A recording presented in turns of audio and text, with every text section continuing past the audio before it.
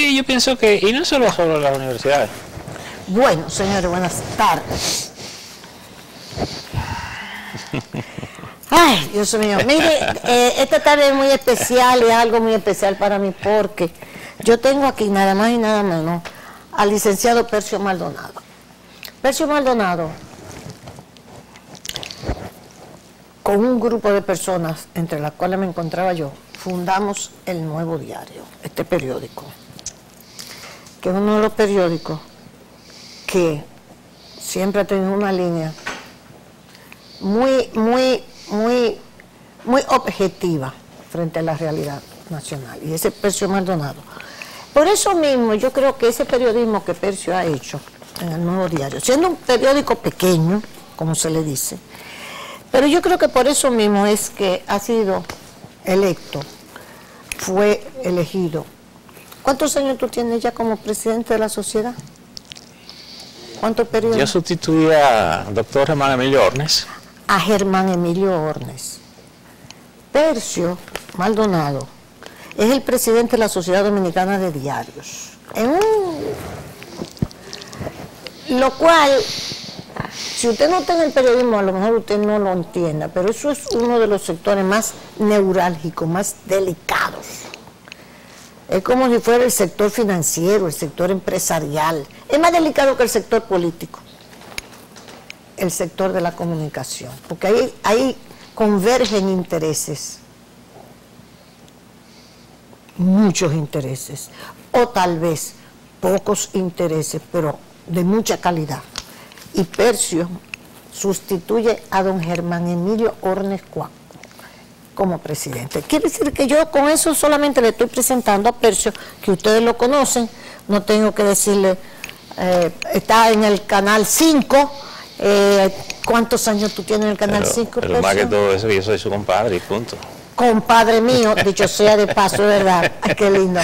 No, somos ese de los seres humanos para mí muy especiales, Percio Maldonado. Percio, ¿cuántos años tú tienes ya en el 5? Nosotros comenzamos el Canal 5 en 95, justo. En el 95. Previo a la campaña del 96. Exacto. Lo recuerdo porque previo a eso fuimos a visitar a quienes eran ya candidatos para esa ocasión: Leonel Fernández, doctor José Francisco Peña Gómez, Jacinto Peinado. ¿Cuántas experiencias? Y siempre los registro por esa ocasión. Por esa ocasión. Sí. Entonces ya, una vez explicado esto, salen unas declaraciones en el propio periódico de Percio que a mí me llamaron la atención, y por eso digo, déjame invitar a Percio, porque yo confío mucho en su criterio.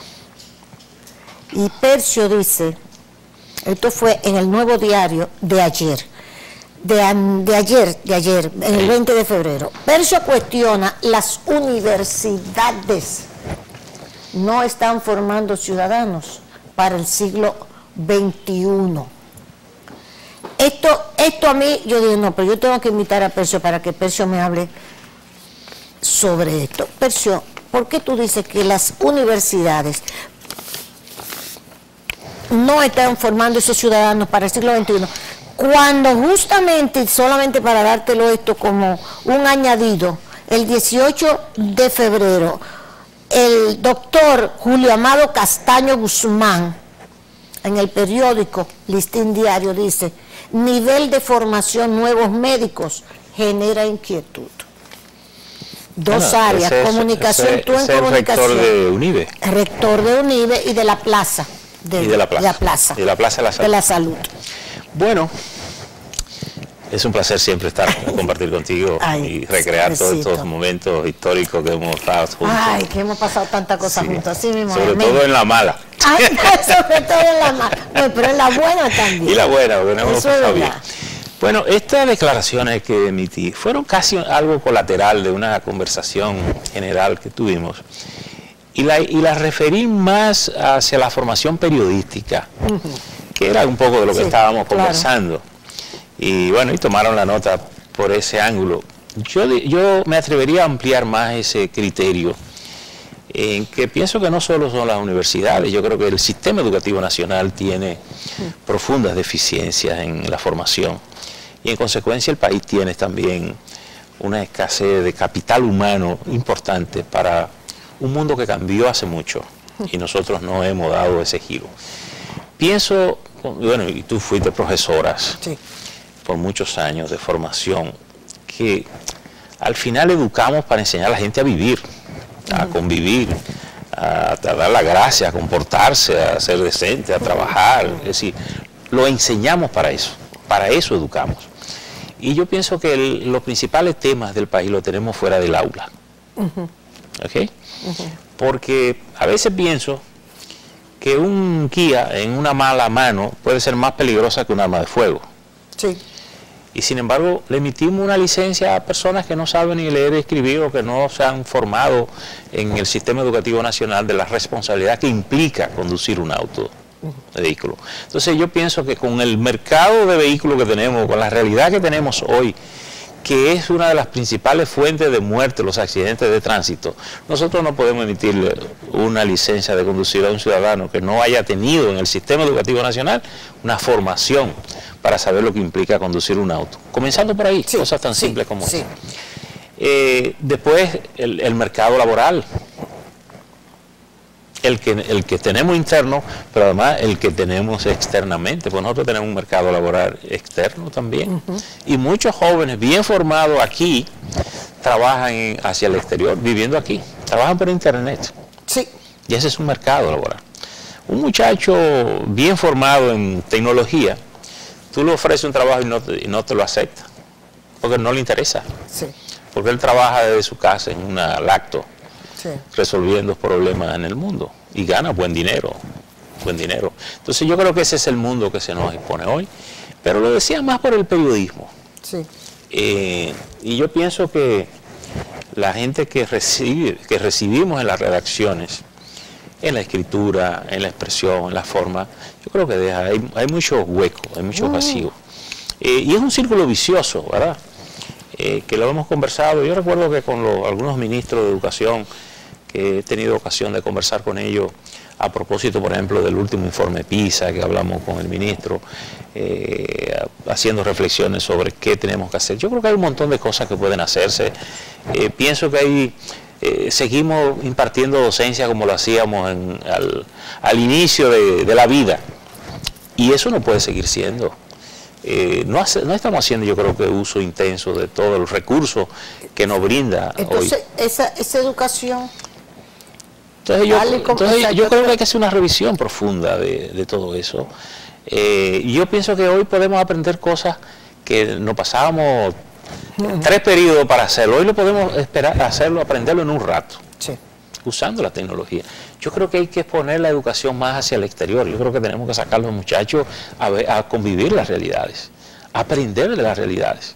Sí. Y a veces lo comparo hasta con un viaje. Yo digo, cuando tú viajas, sin que nadie te enseñe nada, solo viviendo, tú aprendes más que lo que a veces aprende un año en la escuela.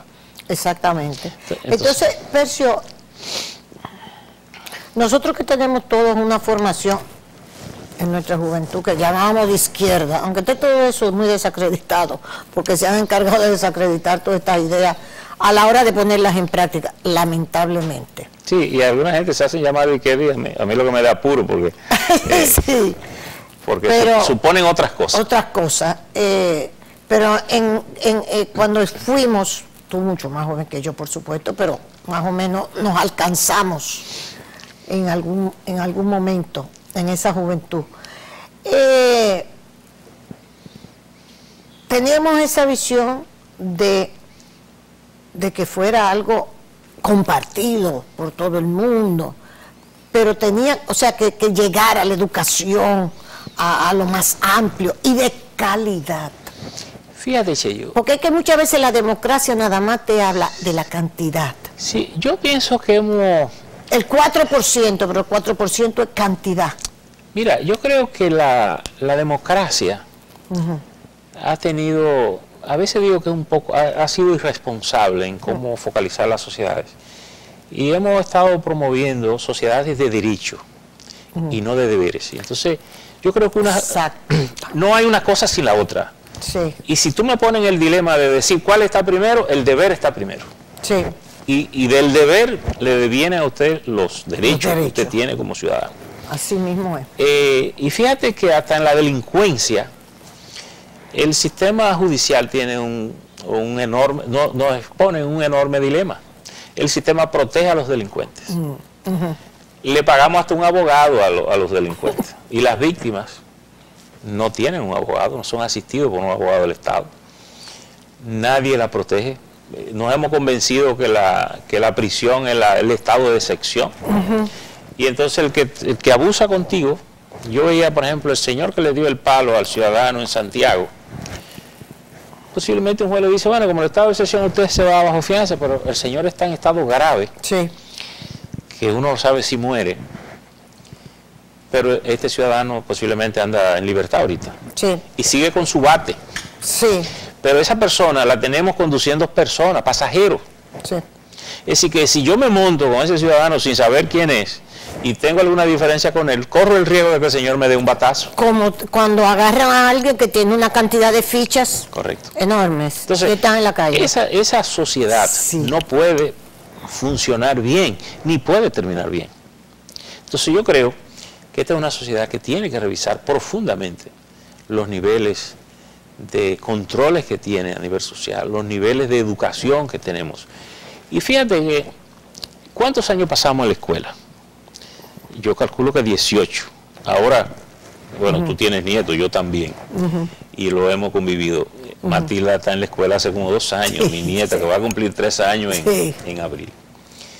Eso quiere decir que esa niña cuando termine su bachillerato va a pasar como 18 años en la escuela. Pero a los 18 años, donde después ya cumple sus 18 años en la escuela, solo sale certificada para entrar a la universidad. Y yo a veces digo, si no le damos un buen examen, Sí. Sí. No es posible que en 18 años ese niño o esa niña no aprenda algo para vivir incluso, Sí. para saber defenderse. Si tú eres electricista, un computadora, técnico de computadora. Ya este país tiene que tener un bachillerato deportivo, Consuelo. Deportivo. Tiene que tener, te voy a poner un ejemplo. Tiene que tener un bachillerato cultural, artístico. donde el muchacho, ¿Tú sabes que al nieto cuando mío, salga bachillerato, es un violinista listo para irse a hacer un posgrado? te quería decir que los trillizos, mis nietos trillizos de Alejandra, que viven en Winston, Carolina del Norte, hay uno de ellos que está en una escuela primaria Donde le enseñan que música. enseñan a través del arte. O sea, él aprendió a leer y a escribir, escribiendo poesías. Y me llamaba desde allá, Che, I'm going to read, te voy a leer mi poema de hoy. Que yo no entendía nada, ¡qué bello! Claro. Y ahora toca guitarra y clarinete. Pero en Santiago tenemos una experiencia interesante. Aquí en Santiago, Sí. que es un acuerdo entre el Estado Dominicano y el Estado Cubano. El Instituto de Cultura y Arte funciona en Santiago. Es una especie de bachillerato cultural. Oye, eso. Pero no es parte del sistema. No lo hemos replicado el sistema.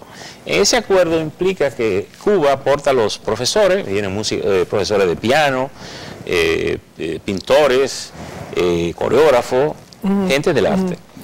Y hay muchachos que hacen su bachillerato cultural ahí. Un muchacho a los 15 años, 16 años, tú lo ves ejecutando su violín fantástico.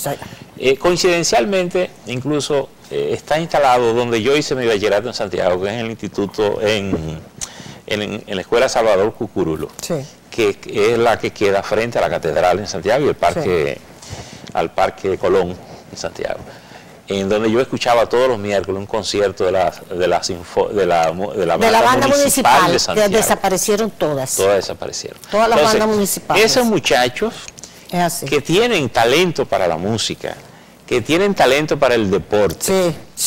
Por ejemplo, yo como Machado, le dieron $300 millones ahora por su contrato con los Padres de San Diego.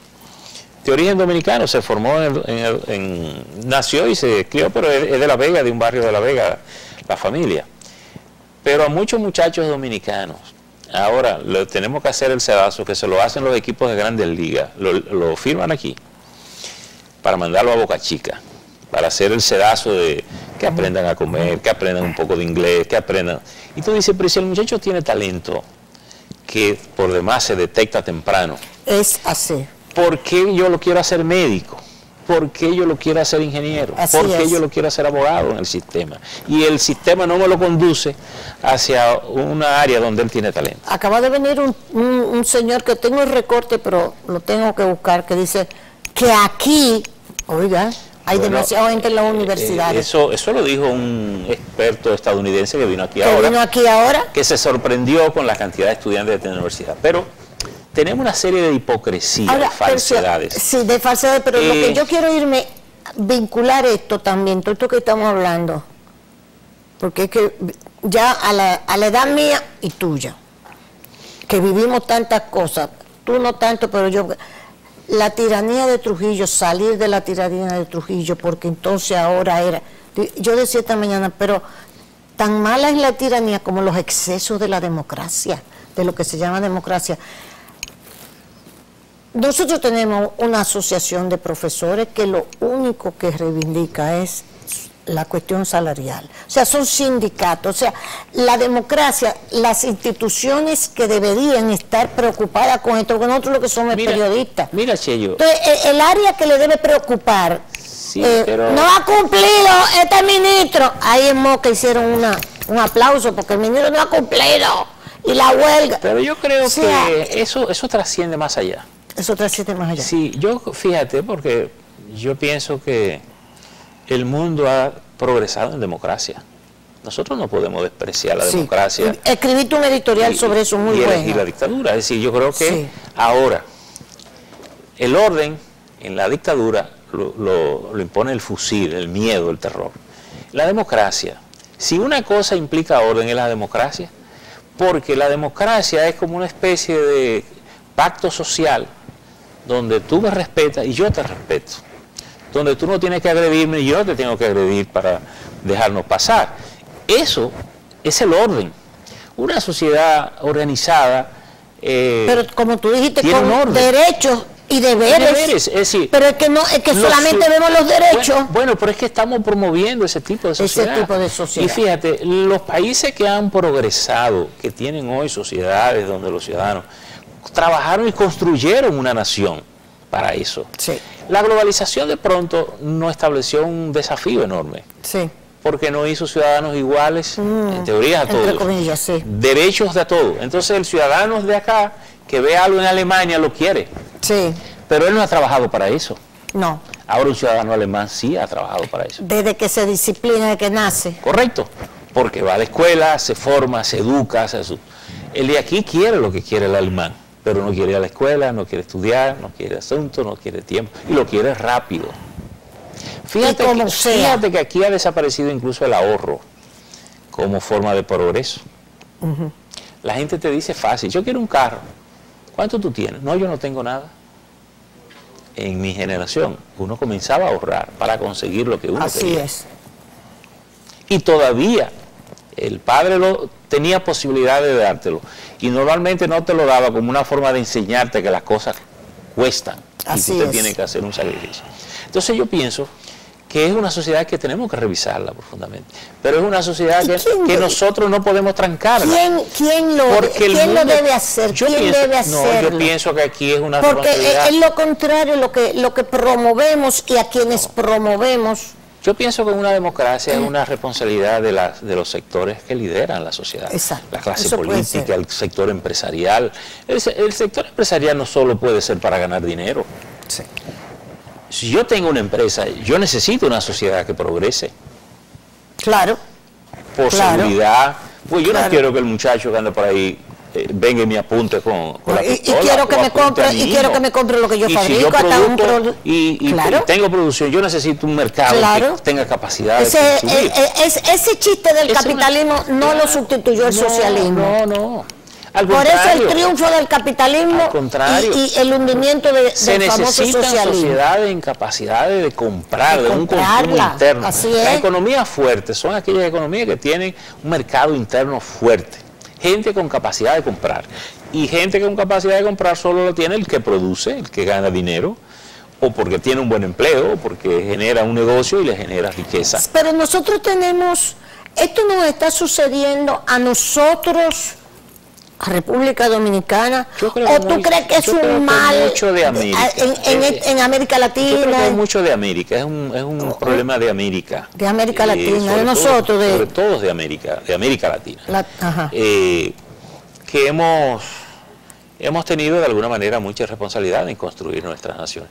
Tú dirás, es verdad que es una zona relativamente joven, porque yo estuve en Francia los otros días, y entre las cosas que hicimos fue ir a visitar un viñedo en Burdeos, allá en el sur de Francia.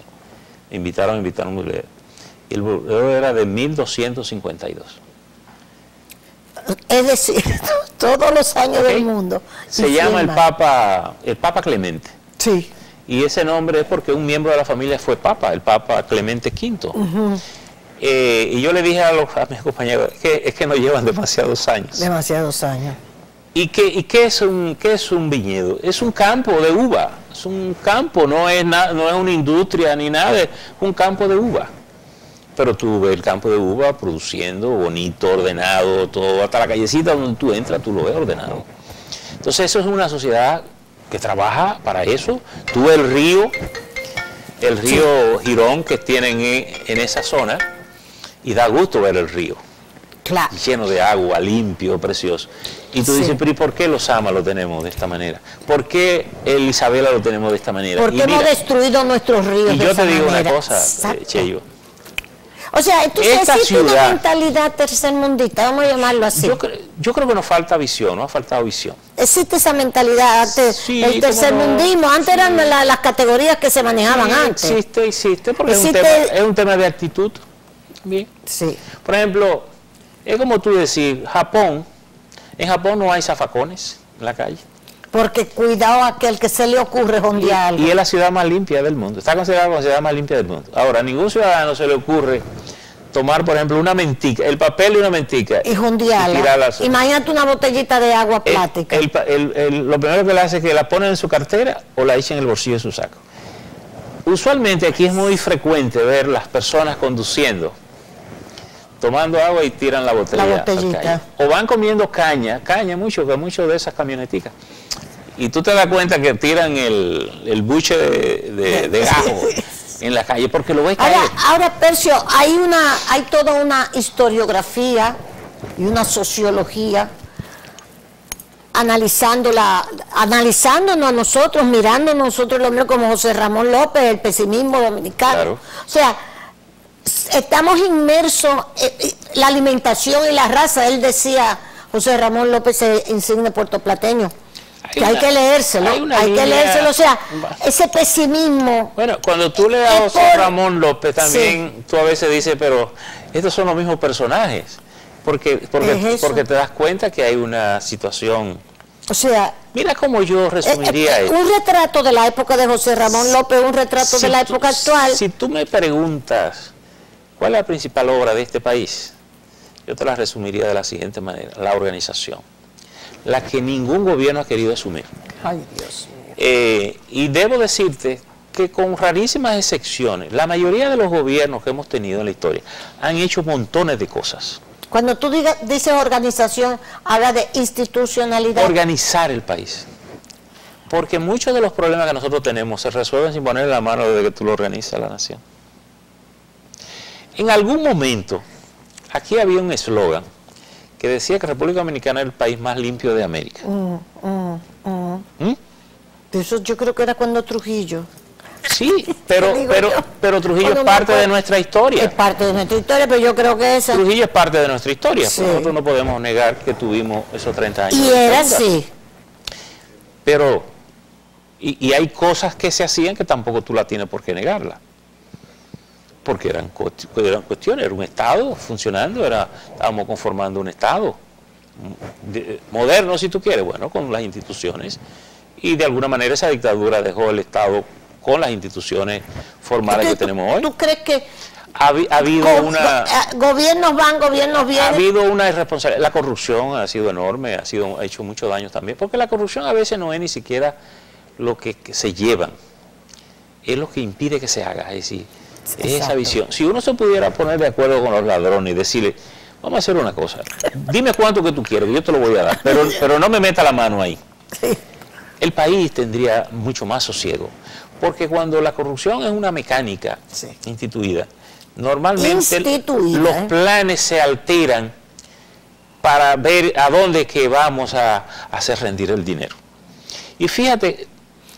Puede ser un eslogan de alguien, cuando digo eslogan, puede ser, o está tan generalizado todo, puede ser la anticorrupción, entonces estos son los corruptos, pero yo no. O sea, tú entiendes, se ha utilizado de política, como campaña política. Aquí no hay pecado y aquí hay corrupción pública y privada. Exacto. No, eso es un problema casi endémico que tenemos. Un quehacer normal. Oye, te engaña hasta el tipo que te quiere vender los plátanos, te engaña, y el aguacate, y el mecánico, y todo el mundo te engaña. Tú llevas el carro al mecánico, y el mecánico te dice, te le cambié la pieza y no te la cambió nada, y tú me pagas. Es decir, es una sociedad que tiene que superar esa situación.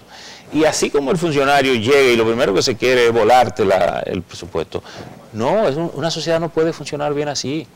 Mira, yo una vez tuve aquí un encuentro del Grupo Mundial de Tenis contra Alemania en el 2015. Y bueno, cuando estoy organizando el evento, le digo, vamos a llamar a la embajada alemana, pídame una cita que quiero ir a ver al embajador para invitarlo al evento y decirle lo que...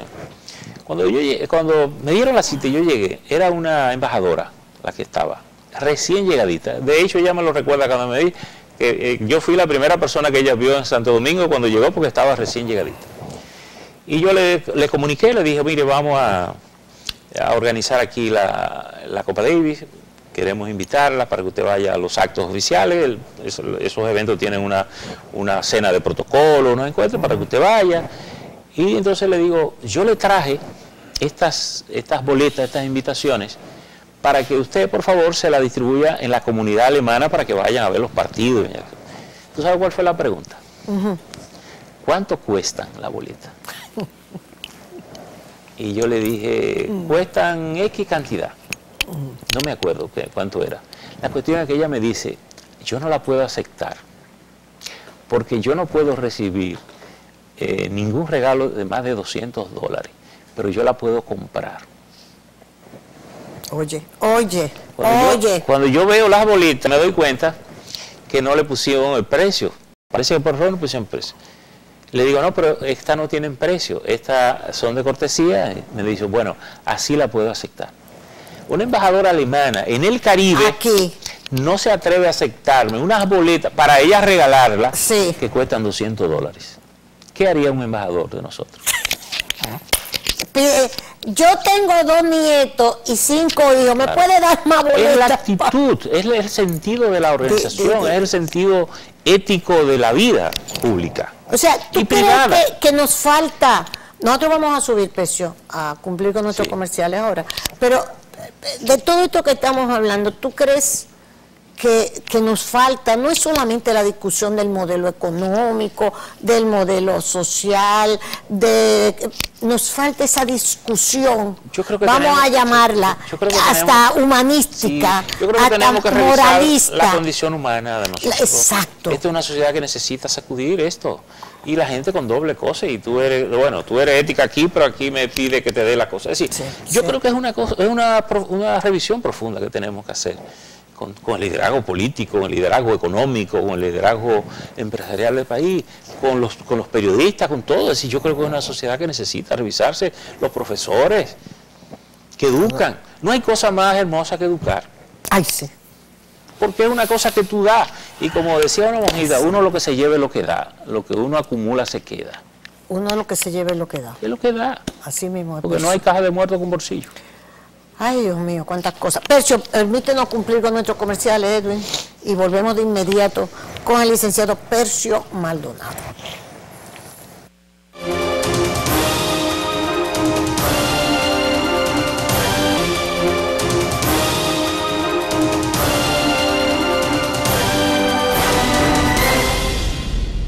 Corrupción. Así mismo es. Percio, en estos minutos que nos quedan, el desarrollo, Hablamos hasta del pesimismo dominicano, que es toda una sociología, una descripción sociológica de la sociedad dominicana. Bernardo Vega ha escrito sobre eso, José Ramón López, otros pensadores dominicanos, el pesimismo dominicano. No hemos avanzado nada en ningún orden, o hemos avanzado en algún orden, pero nos falta la parte yo que pienso vimos. que sí. Incluso fíjate que el liderazgo nacional, por ejemplo Balaguer, Juan Bosch, de alguna manera tenía una visión pesimista de la sociedad dominicana, que quizás no la decían, pero la ejercían en el liderazgo.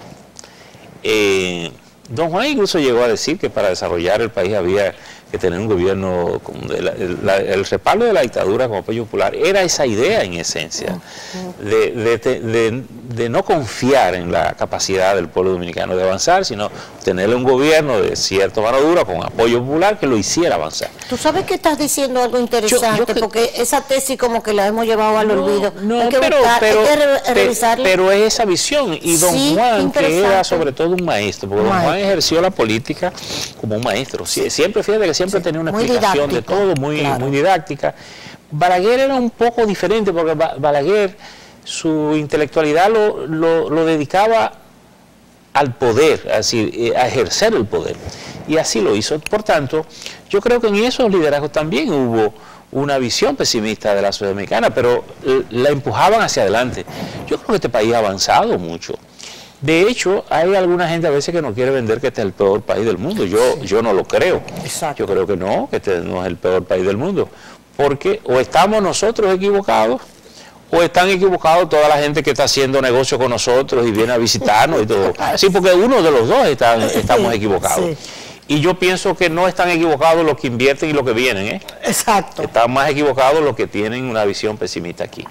Entonces yo creo que el liderazgo nacional, el liderazgo político, y fíjate que el liderazgo político que no convida es el que menos progresa en términos de captar gente, porque la gente, a pesar de que pueda tener una visión pesimista, pero tampoco quiere a alguien que le diga que las cosas no tienen esperanza ni tienen futuro. Exacto. Por lo tanto, el liderazgo tiene que convocar, que tiene que convidar a la gente a cambios, a producirlo, pero no le puede estar vendiendo un discurso fatalista todo el tiempo, porque yo digo, a veces lo que más se parece a la política es cuando uno se enamora.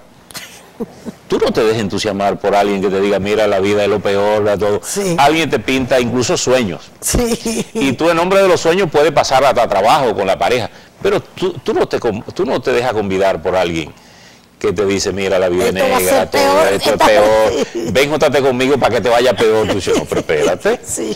Entonces yo creo que la política es un poco así.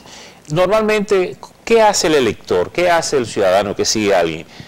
Tú no conoces a veces al líder, tú lo sigues porque te gusta lo que él dice, porque te gusta cómo se comporta, te gusta un partido por la forma en que lo hace. Entonces, yo creo que hemos tenido un liderazgo que ha fallado profundamente a la vida del país, que no superó al liderazgo que sustituyó. Oh. Y yo creo que eso es un déficit que tenemos como sociedad.